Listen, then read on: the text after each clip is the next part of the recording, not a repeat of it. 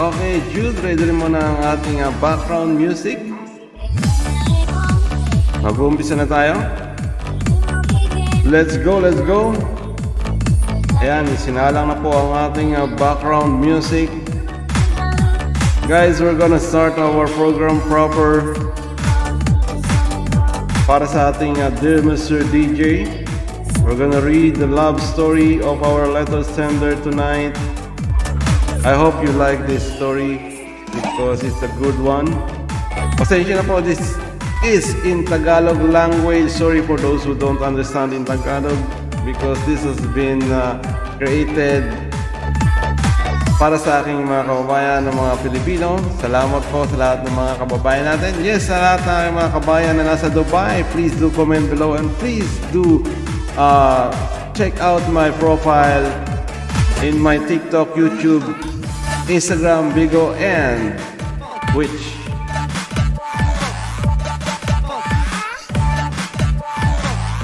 Okay, Jude, so alam mo na yung ating background music.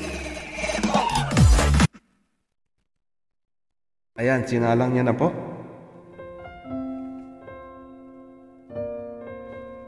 Mag-umpisa na po tayo sa ating program proper.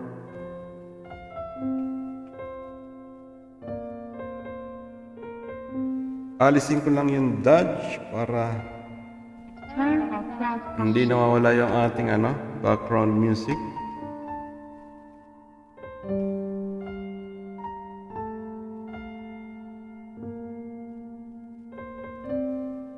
Hinaan ko lang siya ng konti para medyo or okay na ba yan?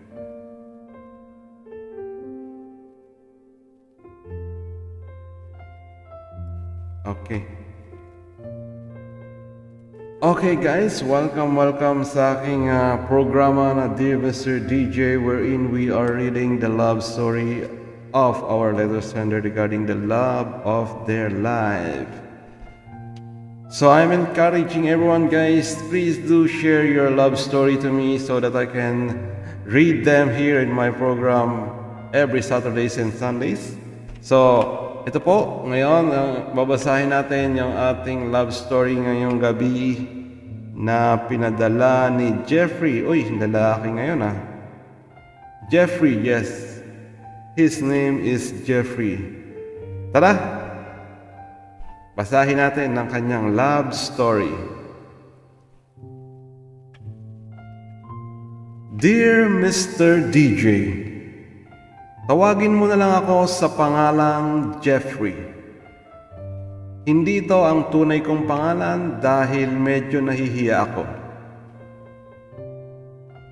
Isa ako sa mga sumusubaybay sa iyong programa na Dear Mr. DJ.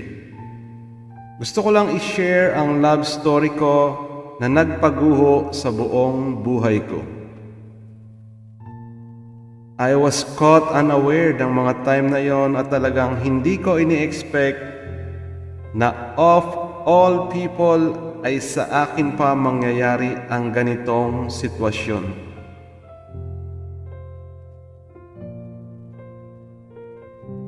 Akala ko paborito ko lang ang kantang Paubaya. Pero little do I know, ito pala ang magiging kwento ng pag-ibig ko. Medyo hinata ng konti yung ating sound. Ayan, okay.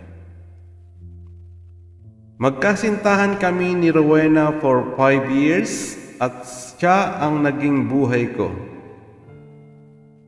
Ang buong mundo ko ay sa kanya lamang umiikot ng mga panahong iyon. Lahat ginawa ko at lahat binigay ko, pero bakit ganon? Akala ko nagagawa ko na ang lahat ng tama at sapat. Akala ko ako yung una at ako din ang magiging huli. Pero hindi pala. Masaya ang naging relationship namin ni Weng sa loob ng 5 taon. Noong mga unang taon namin ay puro kami pasyal sa iba't ibang lugar sa Pinas at maging sa ibang bansa. And take note, lahat ng pasyal namin ay parang may pictorial sa dami ng mga pictures naming dalawa as memories. I think I am the sweetest guy on earth that time. Dahil lagi ko siyang binibigyan ng flowers at chocolates na may mga side notes pa dahil alam kong paborito niya iyon. Lalo na kung may okasyon o kaya naman monthsary o anniversary namin. Napuno na nga ata ang mailbox niya sa dami ng mga letters at side notes na nagawa at pinadala ko para sa kanya. Mahilig kasi ako magsulat para sa kanya kahit na walang okasyon to express my love to her. Ultimong tissue paper nilalagyan ko ng mga gusto kong sabihin sa kanya kapag kami ay magkasama, lalo na sa mga fast food chain. Madalas ko rin siyang isurprise lalo na kapag birthday niya ng mga bagay na makapagpapasaya sa kanya tulad ng stuffed toys at marami pang iba. Dahil talagang mahal na mahal ko siya, at siya na ang babaeng gusto kong pakasalan at makasama habang buhay. Pero sa aking pag-aakala na ganun din siya sa akin ay hindi ko naisip na merong iba. Hindi ko na rin alam kung kailan nagsimulang magbago ang lahat dahil nga parang nabulag ang aking mga mata sa sobrang pagmamahal ko sa kanya. Hindi ko rin alam kung saan ako nagkulang at kailan hindi naging sapat ang mga ginagawa ko para sa kanya. Sana pala sinabi niya noong una para hindi na ako nasaktan ng ganito. Alam mo yung feeling na sobrang nasaktan ka na mas gusto mo na lang maglaho o mawala sa mundo dahil parang hindi mo na kaya. Si Jan na kanyang best friend ang pinalit sa akin ni Weng. Of all people, tinatanong ko kung bakit siya pa. Akala ko noon magkaibigan lang sila pero lingid sa aking kaalaman ay may lihim pala silang pagtitinginan sa isa't isa. Yun ang time na na-caught unaware ako at parang hindi ko alam ang nangyayari dahil naging busy ako sa pagmamahal ko sa kanya. Kapag hindi pala kami magkasama, ay sila ang magkasama. Yun pala yung mga times na akala ko may sakit at ayaw akong papuntahin sa kanya o kaya naman ay busy daw siya sa ibang bagay na hindi ko dapat malaman dahil family matters ang paliwanag niya. Little do I know, yun na pala yun. I was blindsided by that moment at bakit hindi ko naisip na merong iba. Sobrang sakit, Mr. DJ, na yung naging buhay mo ay bigla sa isang iglap ay mawawala na sa iyo at ang masakit pa doon ay akala ko ako lang ang kayakap pero ang isip niya ay nasa iba pala. Kaya kung minsan nagtataka ako na kami ang magkasama pero ang hinahanap niya ay yung isa. Hindi ko alam, Mr. DJ, kung saan ako nagkamali. Hindi ko alam kung kailan ako di na naging sapat para sa kanya. Totoong naging kailangan niya ako sa buhay niya pero ang masakit ay hindi pala ako ang mahal niya.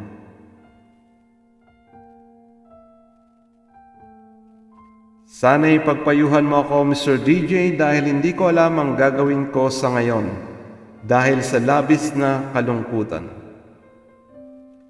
Na-share ko lang ito dahil madalas ang mga babae ang topic sa letter ng ibang mga letter senders, pero ang sa akin ay kabaligtaran.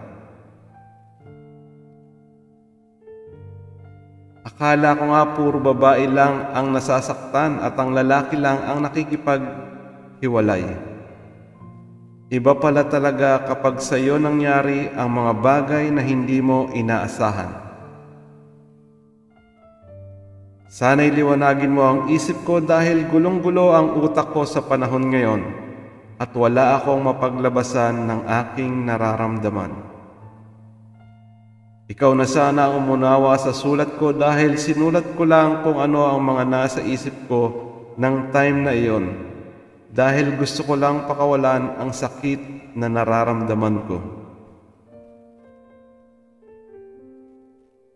Sa ngayon ay palagi akong nagkukulong sa kwarto at nahihiyang lumabas dahil siguradong puro kantsaw ang aabutin ko sa nangyari sa aking relasyon sa kauna-unahang babaeng minahal ko. Muli, maraming salamat Mr. DJ sa programa mong ito dahil nagiging daan nito para mailabas namin ang aming saloobin kahit sa isang sulat man lang. Umaasa, Jeffrey. Ayan guys, pakinggan natin ang kwento ng buhay at pag-ibig ng ating isang letter sender na si Jeffrey. Yan. So bigyan natin siya ng konting-konti lang na pagpapayo para medyo gumaan yung kanyang nararamdaman. So Jeffrey, magandang gabi sa iyo at sa lahat ng ating mga viewers, lahat ng mga sumusubaybay sa ating programang Dear Mr. DJ. At sana'y mapakinggan mo ang payo ni Mr. DJ. Una sa lahat, dapat tanggapin mo na sa ngayon kung ano ang nangyari sa inyo ni Wayne. Yan ang unang dapat na ginagawa ng lahat sa mga ganyang sitwasyon. Dapat sa sarili mo, tanggap mo ang nangyari dahil kung hindi ay patuloy kang kakainin ng mga alaalang magdudulot lahat ng dagdag na sakit sa iyong kalooban. Mag-pray ka, magdasal sa ating Panginoon na bigyan ka ng kalakasan na makayanan at malampasan ang pinagdadaanan mo sa ngayon. Totoong alam ko na masakit ang nangyari sa iyo pero hindi dapat diyan natatapos ang lahat.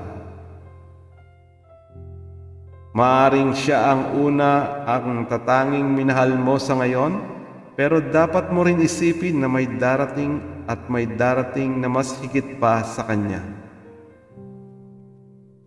Hindi ka dapat panghinaan ng loob o mahiya sa nangyari sa iyo dahil maraming tao rin ang nakakaranas ng katulad na sitwasyon sa iyo. Kumbaga, hindi ka nag-iisa dahil marami kayo. Nasasaktan ka man ngayon dahil sa nangyari ay sigurado akong lilipas din yan pagdating ng panahon na handa ka nang tanggapin at harapin ang lahat.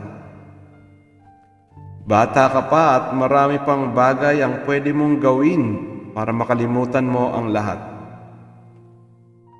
Pwede mong gawing busy ang sarili mo sa mga bagay na makapagpapaunlad sa sarili mo.